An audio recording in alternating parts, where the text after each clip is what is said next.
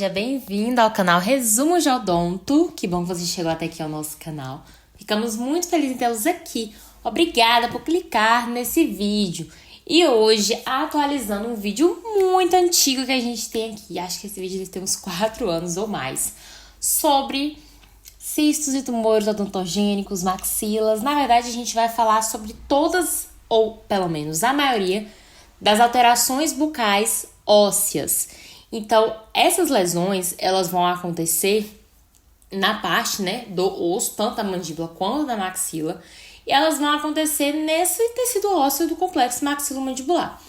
As alterações, elas vão ser classificadas de acordo com a sua origem, podendo ser de 2 tipos, neoplásicas ou não neoplásicas, podendo as não neoplásicas serem de alterações metabólicas, anormalidades genéticas, lesões reacionais, lesões displásicas e até mesmo condições inflamatórias. Então, todas essas partes de alterações a gente vai falar no vídeo de hoje. Então, começando a falar sobre elas, a gente vai falar sobre toros e exostoses. Existem pessoas que falam que toros e exostoses são a mesma coisa e é verdade. Vamos supor que um seja um sinônimo do outro, mas a gente vai explicar melhor as diferenças entre eles. Então, o tórus mandibular ele é considerado uma protuberância óssea, daí o nome exostose. Não se sabe ao certo qual é a origem do tórus, se sabe que tem uma etiologia desconhecida, mas provavelmente não patológica. O tórus ele é comumente visto na região lingual, entre os incisivos e premolares inferiores. A maioria dos pacientes nem sabe que tem um tórus e ele pode afetar tanto a mandíbula quanto a maxila. A gente tem um vídeo aqui no canal sobre a maioria dessas lesões que a gente está falando hoje para vocês, principalmente de tórus. Vou estar deixando o link no card aqui do canal. Então, se você quer saber mais sobre tórus, assiste esse vídeo nosso que está bem completo. Então, como a gente falou, nós temos o tórus aqui, em relação a cada imagem. A primeira imagem é o tórus palatino, que se localiza na região da ráfia palatina mediana, e geralmente ele é bilateral, ou seja, dos 2 lados da maxila, esquerdo e direito. Há o tórus mandibular, que se localiza na face lingual da mandíbula, na região de pré-molares inferiores. Esse também é bilateral. E exostoses são os toros em qualquer outra região óssea da cavidade bucal. Os toros, eles podem afetar a mucosa, como a gente está vendo aí na foto, mas ele também pode gerar em outra parte do corpo. As exostoses, elas não são necessárias na remoção, a não ser que o paciente vai fazer uma prótese e aquela região precise ser colocada. Ou até mesmo em outros casos, é importante ressaltar que o tórus ele não pode aumentar muito de tamanho, senão ele passa a ser um tórus e se torna outra alteração óssea. Agora a gente vai falar sobre a osteomielite supurada crônica. Esta é caracterizada por ser um processo inflamatório crônico que ocorre nos espaços medulares ou nas superfícies corticais do osso. Essa infiltração se origina de infecções microbianas e gera uma necrose, um sequestro do tecido ósseo por infarto, ou seja, significa que essa lesão ela acontece através de um comprometimento vascular intraósseo. Então, esse processo inflamatório tem essa invasão dos espaços medulares, tanto da parte do osso, quanto das superfícies corticais do osso, e elas podem se estender além do sítio inicial de envolvimento. Então, a osteomielite supurada crônica, ela pode ter uma etiologia odontogênica ocasionada por micro-organismos da flora odontológica, bactérias que estão nesta região, além de origem traumática e até mesmo pela irradiação óssea. Outro que a gente vai falar é a displasia fibrosa. A displasia fibrosa é uma proliferação intramedular benigna de trabéculas ósseas, que são entremeadas por tecido fibroso, sendo lesões fibroósseas. Quando há displasia fibrosa, ocorre a substituição do tecido ósseo normal por uma proliferação de tecido conjuntivo. Por isso, se transforma em uma displasia fibrosa. Na maioria das vezes, entre os sinais que são representados, eles são assintomáticos e a displasia, geralmente, ela é diagnosticada em um raio-x. Então, a detecção dela, é através do método de imagem. Então, a etiologia da displasia fibrosa tem sido atribuída a uma mutação do gene GINAS1, afetando a proliferação e diferenciação dos pré-osteoblastos. Então, a displasia fibrosa do osso é uma desordem congênita não hereditária de esqueleto de caráter benigno, sendo caracterizada por levar a lesões osteolíticas, fraturas, deformidades, representando aproximadamente 2,5% das desordens ósseas e 7% de tumores ósseos benignos. Essas são definidas por serem lesões ósseas que acometem também o complexo maxilomandibular a uma área de radiodensidade aumentada. Então, a esclerose óssea, lembre dessa palavra, radiodensidade e aumentada. Ela não tem uma causa conhecida e não pode ser atribuída a nenhuma outra desordem, tá?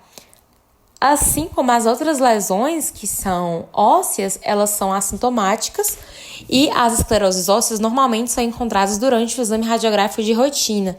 E radiograficamente a gente consegue observar imagens radiopacas e hiperdensas e muito bem definidas. Então a gente consegue observar exatamente a borda desse tipo de lesão. A outra que nós vamos falar são os cistos maxilares. Também temos vídeos aqui no canal sobre cistos odontogênicos. Vou deixar o link no card para vocês. Caso você não consiga clicar no link, pode estar pesquisando aqui no canal cistos maxilares. Esses são determinados por serem cavidades com conteúdo fluido revestidas por epitélio e também circundadas por uma cápsula fibrosa, podendo ser divididos em odontogênicos, não odontogênicos e pseudocistos. As características clínicas mais comuns dos cistos maxilares são a tumefação e a ausência de dor. Os cistos mais comuns em relação aos cistos odontogênicos são aqueles que têm a classificação de origem inflamatória, representado por cerca de 55% dos cistos que afetam a maxila. Geralmente, os cistos maxilares eles são associados a dentes erupcionados, até mesmo cistos mandibulares em relação ao siso ou caninos inclusos. Entretanto, os cistos de origem não inflamatória estão frequentemente associados com dentes não irrompidos, que aí vem o dente ciso, tá? Então, radiograficamente, os cistos geralmente são redondos, são ovais, radiolúcidos, então a gente consegue ver essa radiolucidez, né? A imagem bem preta, bem circunscrita, com a margem bem definida, e o crescimento se dá por uma diferença de pressão osmótica do centro para a periferia, o que resulta em a sua forma concêntrica. Então, os cistos, quando a gente observa em uma radiografia panorâmica, a gente precisa estar encaminhando esse paciente, tá bom? Principalmente se você não sabe o que fazer depois. Então, encaminhe. Tumores odontogênicos, assim como os cistos, né? Ele vem dessa mesma parte. Pode ser considerado lesão neoplásica, rara, de diversos tipos histológicos. Os tumores, eles são de difícil diagnóstico, têm uma terapêutica desafiadora. E os tumores benignos, eles são divididos em dois grupos. Os tumores que são odontogênicos e os que não são odontogênicos. Os odontogênicos são lesões de crescimento lento, expansivos e normalmente indolores. Segundo a Organização Mundial de Saúde, os tumores odontogênicos eles são classificados a depender do seu tipo de tecido. Então, um tecido do tipo epitelial, do tipo misto, do tipo ectomesenquimal. Quais são o tipo de tecido que esse tumor ele cresce? Então, é também importante saber disso. Os tumores malignos dos ossos maxilares são neoplasias menos prevalentes quando comparado a tumores benignos e apresentam o crescimento descontrolado de um tecido, tendo comportamento invasivo. E por ele ter esse comportamento invasivo, ele é capaz de provocar metástases regionais em linfonodos ou até mesmo à distância em outra região distante da sua origem. E os tumores malignos dos ossos maxilares, eles podem ser divididos em 4 categorias: carcinomas, sarcomas, lesões metásticas e malignidade do sistema hematopoético.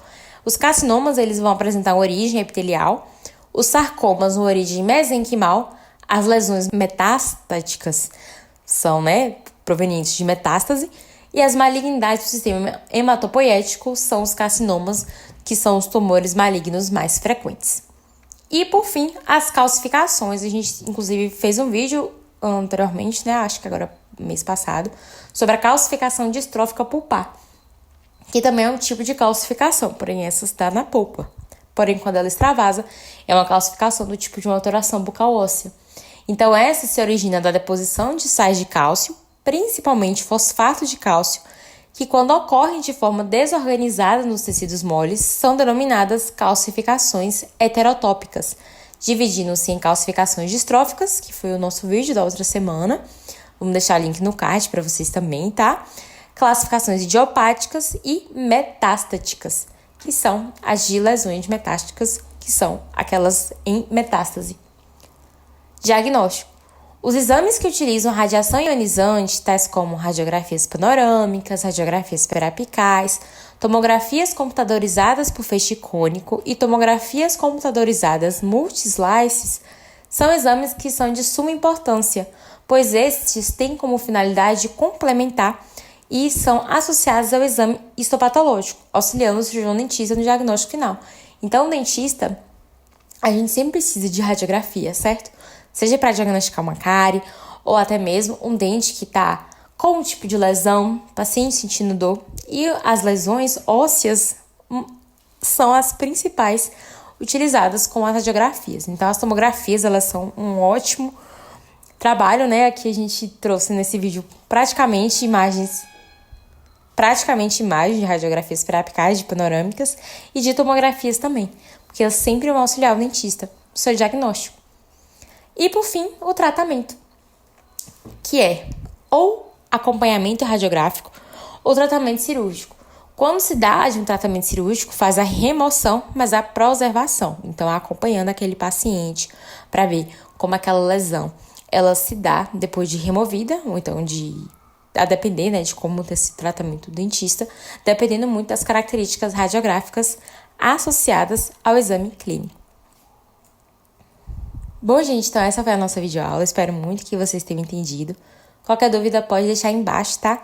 Mandar pra gente através das nossas redes sociais, nosso Instagram e o nosso TikTok, @canal Resumo de Odonto.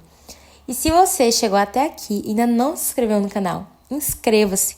Ajude a gente a atingir outras pessoas como atingiu você, tá? Deixa o like aí embaixo se você gostou desse vídeo. E também ative o sininho para não perder os nossos vídeos que saem toda semana. Lembrando que a gente tem shorts aqui sempre, tá? Todos os dias aqui no canal. Então é isso. Muito obrigada por ter estado até aqui e valeu!